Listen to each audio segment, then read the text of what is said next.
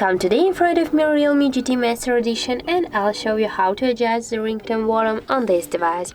First, you should go to the settings application and here go to the sounds and vibration section. Right now we got here the ringtone section. Just swipe with your finger to the left or to the right side and you can change your ringtone volume. Also we got here the second way by just pressing on our volume buttons function.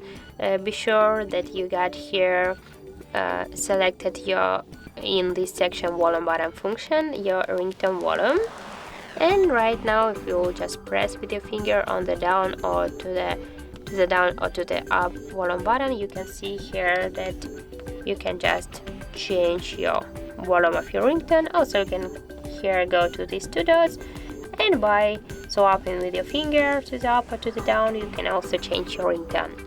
So that's it. If you find this video helpful, leave a like, comment and subscribe our channel.